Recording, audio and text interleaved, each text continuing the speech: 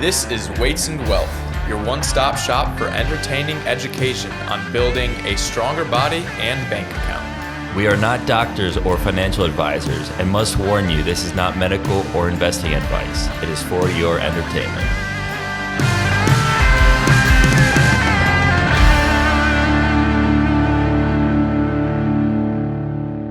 Welcome back to Weights and Wealth, your number one faith, fitness, finances, family, and freedom podcast. Today we're going to talk about issues that you might run into trying to lose weight. We'll talk about what some of those issues are and how to combat them so that you don't run into those issues if you are going to try to go through a weight loss phase. Nick, you want to hit the shout out? Yeah, this week's shout out is to Kevin from Columbus, just for sharing our show by talking about us with his friends at the gym. He was just talking with Ted the other day and just casually mentioned that he was talking with his friends at the gym about it. So that's why we are giving him the shout out. So thank you, Kevin. Appreciate it. The weights wisdom of this week is the best diet is one that you can stick to. We'll get into that more with one of the top 10 issues for people trying to lose weight. But a lot of people try to do these diets that they hear about from a friend, and they're extremely restrictive, and then they can't stick to them long term. So even if they see a little bit of progress in the beginning, they can't stick with it, and then they get discouraged. But we'll go into that a little bit deeper after our intro article. This intro article is a study from 2021. A lot of this stuff has been in the news recently with RFK MAHAing the government and them talking about Tylenol. So this study from 2021 looked at 73,000 mother, baby, child pairs. And basically what the study found was that when women were taking Tylenol while they were pregnant, especially first trimester, it increased the rates of autism spectrum disorder and ADHD by 19 and 21%.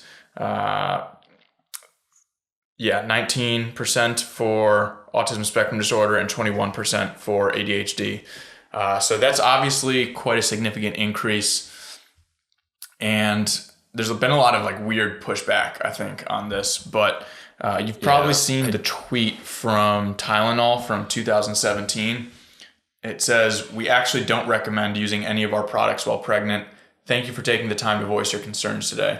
And that tweet was in response to someone else on Twitter. So my mom had been talking about Tylenol and pregnant women taking Tylenol for a long time because she's been listening to RFK and Del Bigtree for years, going back to when I was in middle school. So I'd kind of heard about this for a long time, so it wasn't surprising to me when this news came out. But I think for the general public, people think stuff like Tylenol, Advil, just basic over-the-counter medications are extremely safe. But especially with pregnant women growing a baby, all that stuff is just the baby's getting everything from the mother. So I think there's definitely some cause to be concerned. And even if you disagree with the study or whatever, or the conclusions that RFK and Trump are bringing up just because you don't like them or don't trust them, I think the public reaction to this has been just really confusing to me. I mean, the reaction has largely been political. I think in nature, I really doubt that too many people actually went and read the study. I mean, I think the study that RFK published was done by Harvard. Yeah, the more recent one. But there's been more recent one, but there have been to mid-2000s, 2017. There was a big study, or not 2017. That was the tweet. But there's there's been multiple studies done on this, so it's not just this one new study that came out. Yeah, and I mean, I don't really. The reaction has been kind of weird. I don't fully understand it because, I mean, we don't really know exactly what causes autism in general. There's a genetic link most likely. but it's just a link, and it doesn't explain anywhere near the majority of the cases. Yeah, I think so. Yeah, so like I think like I don't know why he's being demonized for looking into it and trying to figure out some other potential causes. Yeah, I think one of the things people are getting wrong about this is they're thinking Tylenol causes autism, which is like not the conclusion here. There's a bunch of different environmental factors, I think, that are contributing to just like the skyrocketing number of cases from 1 in 10,000 decades ago to like 1 in 33 in some states now.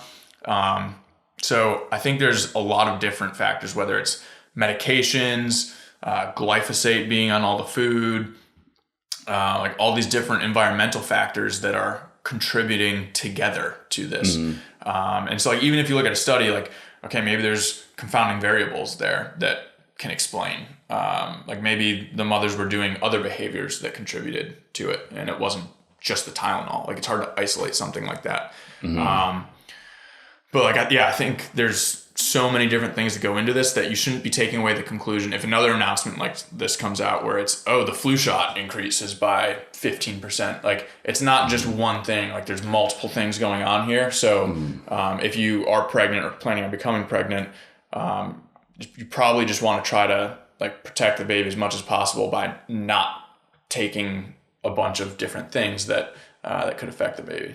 Yeah, I mean, with any medication, there's generally some risk associated with it. And so it's best to at least like know what they are and be informed when you take things, rather than just completely ignoring them and just assuming it's like things are either good or bad. Like they're usually in the middle somewhere. Yeah. They're not exclusively fully good or fully bad. Yeah. And I think a little healthy dose of skepticism could also be advised, even if your doctor says, oh no, this is okay.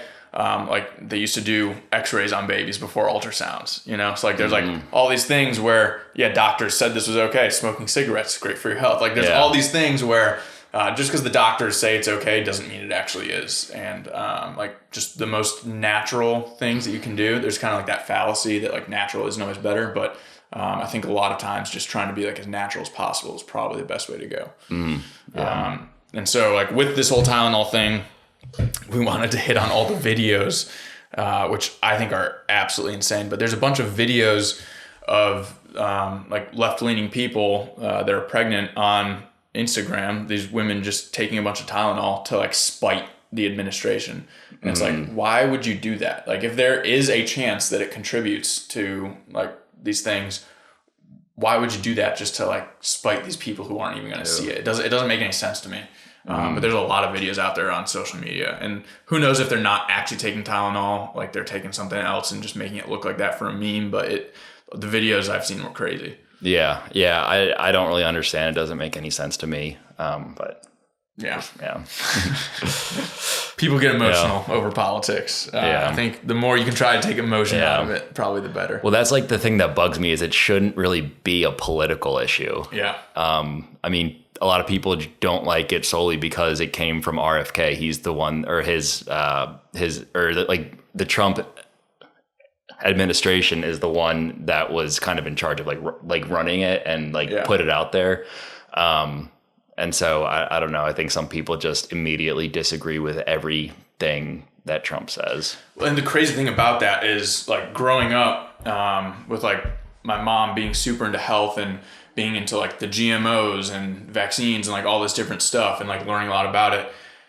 Back then, that was like something I appreciated about the left. It was like looking into like more organic stuff and stuff like that. And now it's just it went into this MAHA thing, which got taken up by the Republicans, who there used to be a lot of conservatives who would say, oh, you're crazy if you're like anti-GMO or anti-vaccine. And it's just kind of flipped parties, like that kind of particular niche MAHA, before it was MAHA, but like just like that crunchier kind of thing. That used to be like a very liberal thing. And now it's the conservatives for some reason. And it's just like, you shouldn't attach a party to these kinds of things. Like take each idea by itself and then like think critically about that idea. So that's also something interesting. But getting into the top 10 issues that you'll face with trying to lose weight. The first one I've got is pushback from friends and family. Now, this might not seem like something nutrition or like weightlifting wise that you would think would be like a top 10 issue, but a lot of people do wind up getting like pushback from their friends and family when they try to lose weight. One of the podcasts I listen to, Pat McAfee Show, it's football season. One of the guys that they have on there a lot is AQ Shipley, who used to be offensive lineman in the NFL. And after he retired, he tried getting super into like health and nutrition, and he lost a ton of weight. But then like it seemed like they're always kind of ragging on him on the show when he lost a bunch of weight. Like, oh, we liked you better when you were bigger and happier. And now he's gotten bigger again, and they're like, yeah, you're back. We like you better now that you like to have fun. And it's just like, you'll see that a lot with people where it's not that they don't want to see you get better, but like people subconsciously, I think a lot of the time, even people that you're close to, subconsciously, if they see you improving yourself, it kind of brings something internally inside of them where they see that you're getting better and improving, but they're not, and it kind of makes them jealous. And like, I don't think people realize that that's what's happening, but I think that might be part of it. Yeah. I definitely agree with that. And I think people even tend to be even more critical of the people that they are close to, because it kind of hits closer to home. And I think there's kind of like the same sentiment with like men in their 30s and 40s being in really good shape. Like people think like they're like they have something to prove, or like they're trying to make up for something somewhere. When most of the time they like enjoy working out and like the health benefits that they get from it. And they want to set a good example.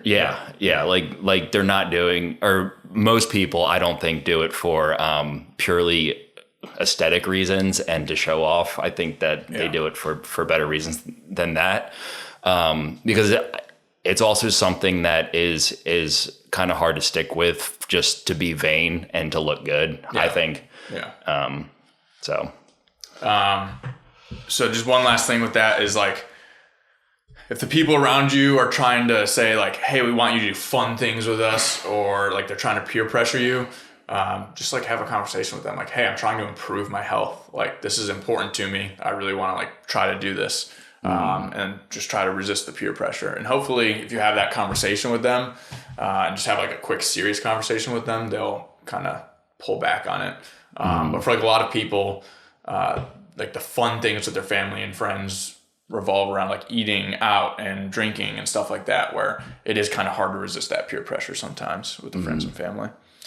All right, number 2, this goes back to the wealth wisdom, choosing a diet.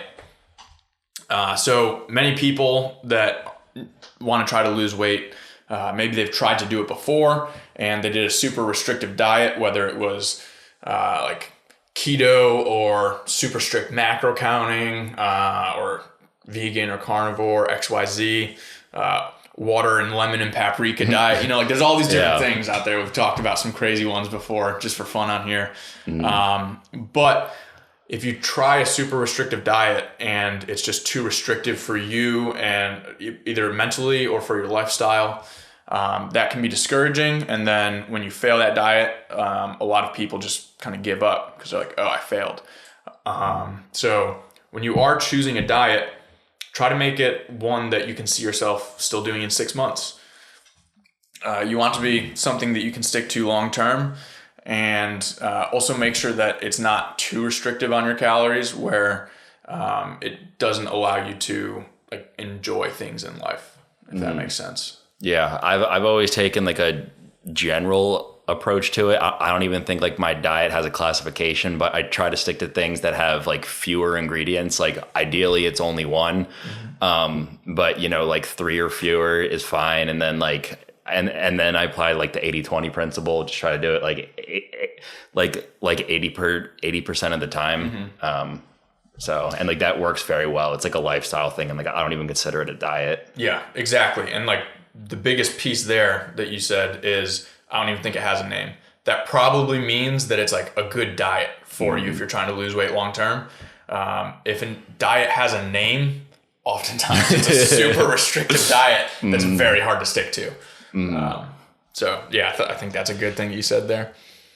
All right, number 3, protein. We've obviously talked a lot about protein on this show, but a lot of times people that are trying to lose weight have restricted their calories a lot. And with that, they undereat protein. I think there's a big mistake because protein serves as like a multi-pronged approach to helping you lose weight. So obviously, everyone's aware that eating protein, if you're lifting, will help you build muscle. Muscle will help increase your metabolism. So that's like one prong of it, you know. Another prong is muscle is extremely satiating, meaning it helps you feel protein full. Protein is satiating. Yeah, protein and fiber are very satiating to help you feel more full.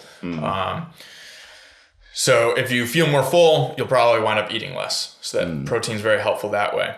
And then like another small one would be protein, when you digest it, actually burns more calories than carbs and fat. Same with fiber. So it's kind of like a minuscule amount. Maybe it's an extra 100 calories a day. But you know, it's still something. There was a study here that I pulled up that looked at changes in leptin and ghrelin when you eat more protein. Leptin and ghrelin are 2 hormones in your body, not hormones like testosterone, but hormones that send signals to your body. And so they deal with basically cravings and how full you feel. So when your leptin and ghrelin change, ghrelin is going to make you have more cravings and you're going to like gain. Ghrelin sends a signal to basically gain mass and have you eat more, and leptin will send a signal that like you're more full and you don't need to eat as much, if that makes sense. So L, lose, G, gain, leptin, ghrelin. It's the easy way to remember it. But the study showed that at the same amount of calories eaten per day, if you eat more protein, if you eat a higher ratio protein diet, then it has a positive impact on those leptin and ghrelin levels, and you'll feel more full and have less cravings. So I forget which study it was because I've got 2 studies here, but one of the studies, funny enough, actually used acetaminophen, speaking of Tylenol, emptying through the stomach to like track how long the food took to leave the stomach. Really? So I thought that was really interesting. Yeah. Just because it was already in the intro article. All right. Cravings. This is a really big one for people trying to lose weight, because usually if you're trying to lose weight, one of the ways you're going to do that is by cutting out junk food or just eating less. And when that happens, a lot of times you'll have cravings, and it can be hard not to cave into those cravings and start binge eating and then not wind up restricting your calories. So cravings are a tough thing to battle. You will have them if you're trying to lose a lot of weight. But one way to combat this, similar to the last one, number 3, with protein, is eating 20 to 30 grams of protein in the morning has a strong effect on your leptin and ghrelin levels for the rest of the day. So in studies where they have people eat 20 to 30 grams of protein in the morning, they have less cravings throughout the day, they feel more full. And this study that I was looking at actually brought another piece into it, which was that it increases the endogenous GLP-1 production in your body. So everyone is taking Ozempic right now, but like your body actually also produces GLP-1s, and eating that high protein breakfast in the morning increases your natural levels of GLP-1s, which will help you eat less. And also this study also went through all the effects on insulin and glucagon in your body, but trying to not make this a science hour corner. Yeah. Yeah. And then one of the things about cravings is that I've noticed, for me at least, they tend to taper over time as I start to not eat certain foods. Like right now, I'm cutting back on the amount of sugar in my diet. And right now it's kind of tough, but I know that it'll get easier after just like a few weeks. Yeah. And your palate will shift too. So like as you stop eating more processed sugar and eat more like fruit and sweet potato and stuff like that, your palate will start to register those foods as like sweeter. Whereas if you're eating a bunch of processed sugars, fruit doesn't seem very sweet. Right. Even though it is. Some other quick strategies for beating cravings. Sparkling water. The carbonation can help you feel more full. And then if it has a little bit of flavor in it, maybe it will feel like a soda to you. So if you're having cravings for soda, you can also do diet soda. Although those do register as very, very sweet with the artificial sweeteners. So that can be... The science on that one says a different thing, I think, than like the behaviors on that one. Whereas like with a diet soda, 0 calories. A lot of times when they do studies and they replace soda with diet soda, people will lose weight because it's less calories. But also the effect on your palate and like how it affects your body. You might want to eat more sweet things. Like then it can be harder to diet. So I feel like that one's kind of a mixed bag as far as like the science effect on your body versus like the mental behavior aspect. Because the cravings won't really taper as much because you keep eating something sweet. Yeah. And so you continue to crave it. Yeah. But that's one strategy. Another strategy is drinking a lot of water throughout the day. That will help you feel more full, reduce cravings. And then also starting your meals with meat and vegetables, and then eating the rest of the sides, like rice or whatever you have, French fries even, like if that's what is in your meal. Like eating those things at the end and pushing the protein and the fiber through the front of your meal will help you not have as many cravings later. And then obviously getting enough sleep and having less stress, those things will also reduce your cravings as well. All right. Number 5, metabolic adaptation and plateaus. So when a lot of people try to lose a bunch of weight, they want to do that by slashing their calories down to very low, 1,1600 calories, or for women, even like 1,000 calories, 800 calories, and doing a bunch of cardio. This method will make it very hard for you to continuously lose weight, and you'll probably hit a really tough plateau to break because your metabolism will adapt to what you're doing. So you send signals to your body through like what you eat and the activity that you do. And if you're doing a lot of cardio, for example, you're sending the signal to your body to get more efficient with calories so that you can do all that running or all that work by spending less calories and thus get better at it. But when you're lifting, you're telling your body to build muscle, which is expensive calorically, expensive tissue. So you need to burn more calories. So like these different things that you do send different signals to your body and your metabolism. So when we cut calories super low and do tons of cardio, and that's our method of losing weight, our metabolism lowers with that as our body realizes there's not as many calories to go around. And something I was explaining to someone that I was helping the other day, who was just eating almost nothing. Like they were just like, I have to lose 40 pounds in 2 months for the Army. And so they were eating almost nothing. And I was like, okay, even if you could let's say theoretically you could keep that up for like a month, like basically just fasting all the time.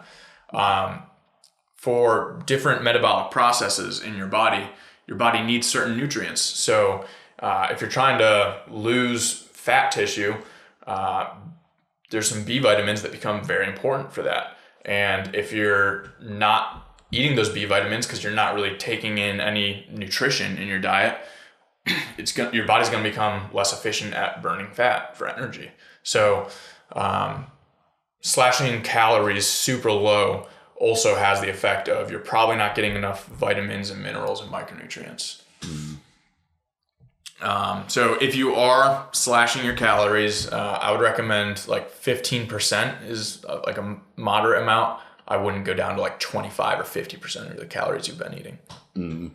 Is there any like rule of thumb for the amount of weight that's like okay to lose in a week or a month? Absolutely.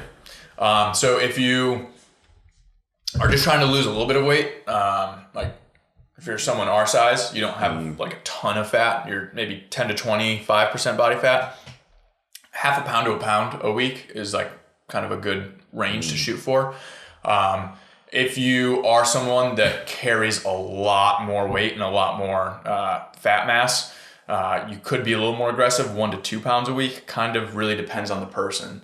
But if you're like a smaller person, that 2 pounds is going to be really aggressive. So like that rate kind of depends on your size. But for most people, I would say 0.5 pound to 1 pound a week, or 1.5 pounds on the more aggressive end would be like a healthy rate to try to lose weight at. Okay. That was a great question. Thank you. All right. Number 6. This is another one that you might not have guessed if you tried to guess all 10 at the beginning of the episode. Loose skin. So I haven't gone through this because I've never tried to lose 100 pounds. But I have to imagine this has got to be a pretty tough mental issue for a lot of people that are undergoing like extreme weight loss. Just having that loose skin. But I would relate it to stretch marks for any of us that have built a lot of muscle pretty quickly, or for any moms that got stretch marks during pregnancy with having kids. Like you earned those stretch marks, right? It's like you earned those stripes kind of a thing. Yeah. So like, yeah, you might have that loose skin, but just like look back at where you were and where you are now. You know, like that was a very tough thing to do, and like be proud. Like look at it as like be proud of like what you did. What you did was really hard. Yeah. I mean, I have some stretch marks on my shoulders and then on my back, and it's like a sense of pride for me, honestly. Just that my body grew that quickly that I had to get stretch marks. But yeah, I mean, I gotta imagine that's a tough one. Don't get discouraged, and slower progress over time, like with Nick's last question, I think will help with that. Whenever it's more extreme, you'll have more of that. Just like with what you said with the stretch marks. Yeah. Do you know anything about like plastic surgery after weight loss, or? Yeah, I mean, like they do it. You can get it taken off so that you don't have as much of an issue with that loose skin. But that's going to be more of like how much extra money you got lying around. Yeah. All right. Number 7, stagnant periods or periods of slight weight gain. So when people are trying to lose weight, they want it to be a linear line. You know, they want every day to see the weight going down on the scale if they're measuring themselves every day. But it's never going to be a straight line down. It's going to be a wavy line. It's going to be more like a scatter plot, or like dots on a graph with like a trend line going through it. So when you see these little upticks and then these little flat periods, like realize that that's just a normal part of losing weight. And then just focus on the trend over time, weeks and months. You know, that's really what you're trying to look at. And then there's a difference between your weight staying the same for a few days or a couple of weeks and like a super long plateau of a couple months. Those are two different things.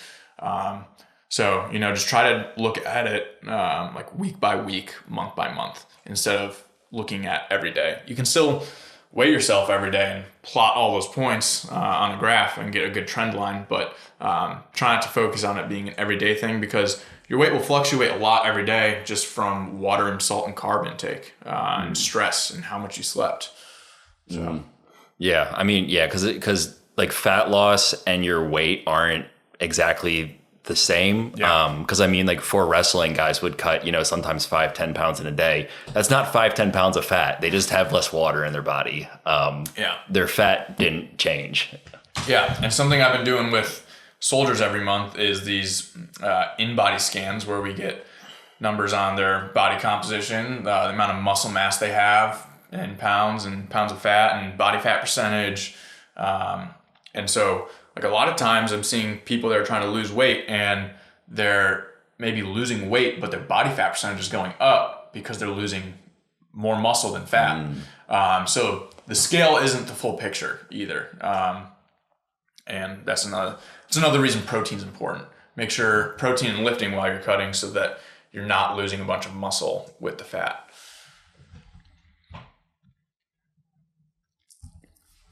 All right, number 8 is confusion. There's so much information out there, especially on social media. it can be very confusing looking at what you should actually do. There's all these different diets out there. There's all these different workout plans. Everyone has a different take.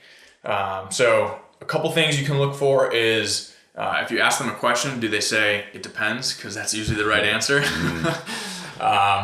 And then make sure that they're not someone that you're like listening to isn't just focused on like aesthetics all the time. And if they're like a coach selling stuff online, make sure that they're not just only posting like body transformations and stuff like that. So it can be hard to, I mean, just like any other industry where you're hiring someone, it can be hard to kind of decipher exactly like who's good and who's bad. But to get through all the confusion, having a good coach in your corner can be extremely helpful for just knowing what to do instead of saying like, oh, I want to lose weight. There's all this different information out there. I'm not sure exactly what to do. Just having a coach in your corner that can tell you exactly what to do can be extremely helpful. Mm-hmm.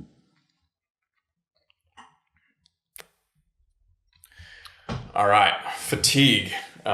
Weight loss can be exhausting, not just like the amount of time it can take, but being in a calorie deficit, your body is not getting enough energy. So if you don't slash calories by a huge amount and just go 10-15% like we talked about earlier, that will help manage a lot of like the fatigue that will come with cutting. But Nick, have you ever tried cutting and just been extremely like tired or dealt with that fatigue? Yeah, I'm like junior year of high school, I was cutting a lot of weight for wrestling. I was probably sitting around like 6% body fat. And just remember just being exhausted in class and cold all the time. The other one's cold. Yeah, but that was, but I was doing much more below the 10 to 15% of calories than my body was burning. I was well under that. So it makes sense why I was feeling like that. Yeah. And having like a coach in your corner, like I talked about, or having like a spouse or partner that's on the same page as you about what you're doing can help you manage that fatigue.